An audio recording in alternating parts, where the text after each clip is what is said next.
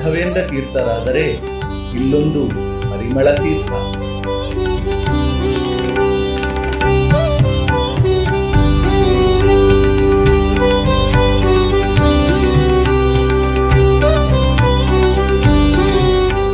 ಶ್ರೀ ರಾಯರ ಪರಿಮಳವೆಂಬ ಗ್ರಂಥವು ಮಧ್ವಾಚಾರ್ಯರ ತೀರ್ಥವನ್ನು ಅಂದರೆ ಶಾಸ್ತ್ರವನ್ನು ಬೋಧಿಸಿದರೆ ಈ ಪರಿಮಳ ತೀರ್ಥವು ಪಾಪಗಳನ್ನು ಭೇದಿಸುತ್ತದೆ.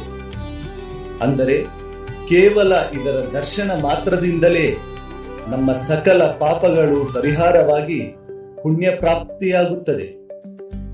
ಅಂಥದ್ದೊಂದು ಪರಿಮಳ ತೀರ್ಥ ಅಂದರೆ ಪುಷ್ಕರಣಿಯನ್ನು ಭಕ್ತರೊಬ್ಬರು ಬಹುಕೋಟಿ ಮೌಲ್ಯದಿಂದ ನಿರ್ಮಾಣ ಮಾಡಿಸಿ ಶ್ರೀ ಗುರು ಸಾರ್ವಭೌಮರ 354ನೇ ಆರಾಧನಾ ನಿಮಿತ್ತ ದಿನಾಂಕ 9/8/2025 ಪೀಠಾಧಿಪತಿಗಳಾದ ಪರಮ ಪೂಜ್ಯ ಶ್ರೀ ಶ್ರೀ ಸುಬುಧೇಂದ್ರ ತೀರ್ಥ ಶ್ರೀಪಾದಂಗಳವರು ತಮ್ಮ ಅಮೃತ ಹಸ್ತಗಳಿಂದ ಉದ್ಘಾಟನೆಗೊಳಿಸಲಿದ್ದಾರೆ.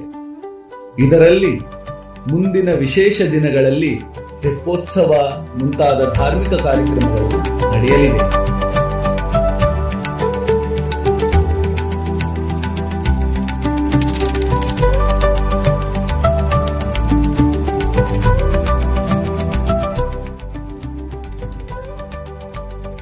ಬನ್ನಿ, ತೆಪ್ಪೋತ್ಸವದಲ್ಲಿ ವಿರಾಜಮಾನರಾದ ರಾಯರನ್ನು ಕಣ್ತುಂಬಿಕೊಳ್ಳೋಣ. ಬನ್ನಿ, ರಾಯರ ಆರಾಧನೆಯಲ್ಲಿ ಪಾಲ್ಗೊಂಡು ಹರಿವಾಯು ಗುರುಗಳ ಅನುಗ್ರಹಕ್ಕೆ ಪಾತ್ರರಾಗೋಣ. ಗುರು ರಾಘವೇಂದ್ರ.